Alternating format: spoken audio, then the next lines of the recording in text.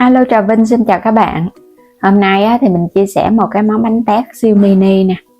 Bánh tét nhân chuối và bánh tét nhân đậu xanh thịt heo. Bánh nhanh cấp tốc, đơn giản mà ăn ngon như kiểu truyền thống. Thì bây giờ mời các bạn mình cùng vào bếp để thực hiện luôn ha.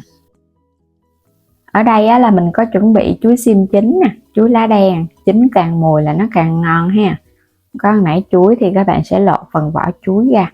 Chuối này nếu mà làm bánh mà nó không được chín mùi là bánh của mình nó chát, và khi mà nấu xong nó sẽ không có lên màu đẹp đâu. Mình lột ra rồi, bây giờ mình cho đường vô. Ở đây là mình dùng khoảng 8 trái chuối thôi. Thêm vào đây chút xíu muối nữa nè. Và để chuối có màu đẹp thì các bạn dằn vào một muỗng canh rượu trắng. Mình trộn đều lên rồi cái để yên qua một bên.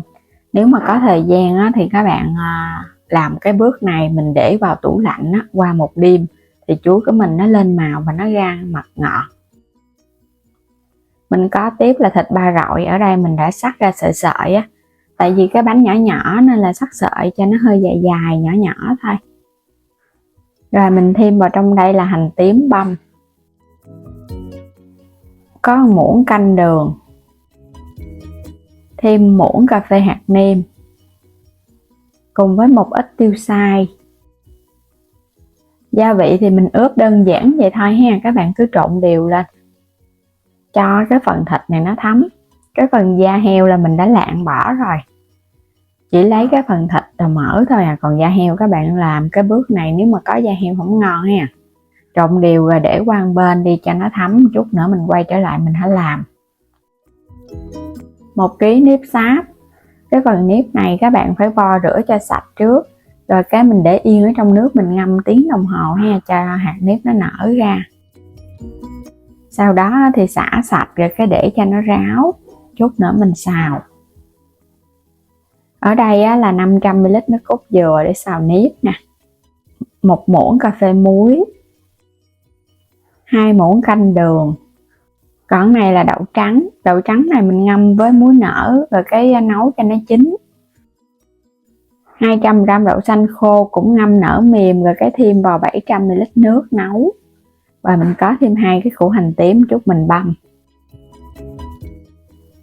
Bây giờ cho dầu vào trong chảo ha. Tiếp theo là cho phần hành tím băm vô. Các bạn xào cho hành tím của mình nó dậy mùi lên. Khi mà hành nó thơm thì cho tiếp cái phần đậu xanh vô để xào. Xào với hành tím thì nhân của mình nó thơm ngon lắm. Đậu xanh mình nấu nó cũng khô ráo nè.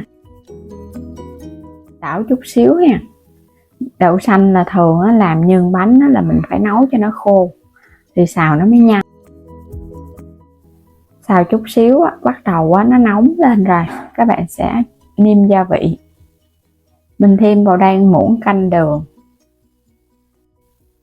1 muỗng cà phê muối.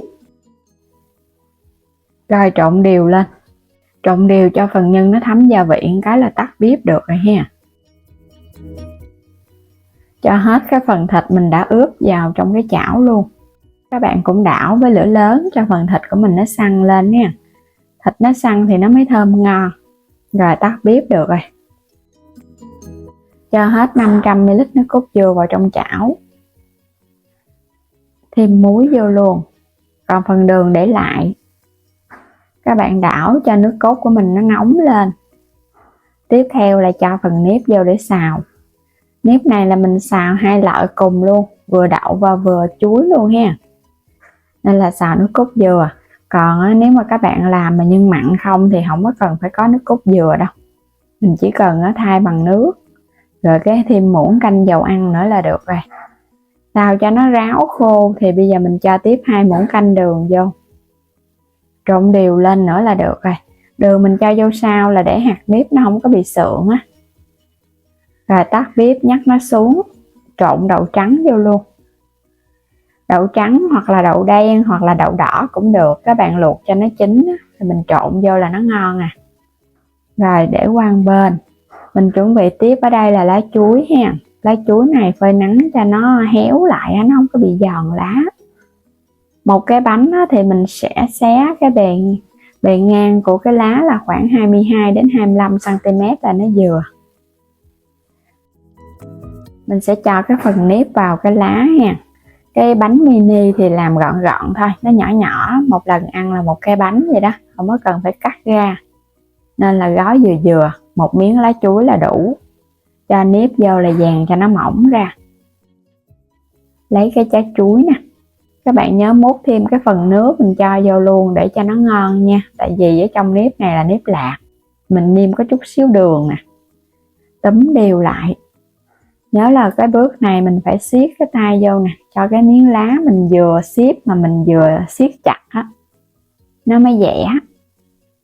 Rồi cái túm hai cái đầu nó lại, cái bắt đầu mình úp nó vô thôi. Làm cái kiểu này không có cần dây buộc, chỉ cần túm nó cho nó sát sát vô. Và nhớ là phải siết cái tay. Hai đầu cũng giống vậy luôn, mình cũng siết cho cái góc nó sát sát như nè, đè nó vô. Không có cần buộc dây, cho nên là các bạn phải cần mình siết cái miếng lá vô một chút để cho cái bánh của mình nó dẻ hơn nha. Rồi tiếp theo là mình sẽ gói cái bánh đậu xanh. Hồi nãy cái phần nếp là mình chia ra làm hai đó, một phần là trộn với đậu trắng, còn một phần là để nếp trắng luôn, không có cần trộn. Cho cái đậu xanh vô, các bạn dàn nó mỏng ra. Rồi cái gấp cái miếng thịt cho vào giữa, không có cần phải vo viên nhân gì hết ha. Làm giống vậy đi, cái phủ thêm chút xíu đậu xanh lên trên cái mặt thịt nữa là được rồi. Đây là cái cách cấp tốc, nhanh gọn, tiện nhất luôn. Cũng úp cái đầu lá lại rồi cái mình cuộn cuộn thì siết cái tay vô ha. Rồi làm xong hết thì bắt đầu là mình bắt cái nồi nước là được rồi ha. Đây là bánh nhân đậu xanh nè, hai loại bánh mình đã làm xong hết rồi. Vào trong cái nồi mình chắc nhớ chừa cái lỗ hơi nước đó, nó bốc lên chứ đừng có siết cho nó đặc quá là nó lâu chín lắm. Nước sôi thì mình hấp ở mức lửa trung bình 1 tiếng đồng hồ nha, bánh nó sẽ chín ngon à. Đủ 1 tiếng là mình tắt bếp luôn. Các bạn cứ đậy nắp cái mình để yên ở trong nồi thêm khoảng 1 tiếng 2 tiếng nữa để cho cái nồi này nó còn nóng đó. Cái hơi nóng sẽ làm cho bánh của mình nó nở nhiều hơn nữa. Bánh đã làm xong, sẵn sàng để thưởng thức rồi đó. Mình để trong nồi được 2 tiếng nữa, bây giờ nó cũng nguội rồi. Đây những cái bánh tét mini đậu và chuối, gọn gàng, đơn giản mà lại nhanh gọn nữa. Rất là nhanh luôn ha. Có nước cốt dừa ở trong nếp nên là bánh của mình nó tróc lóc à. Còn đây là cái bánh đậu xanh nè, mình sẽ tháo cho các bạn xem luôn.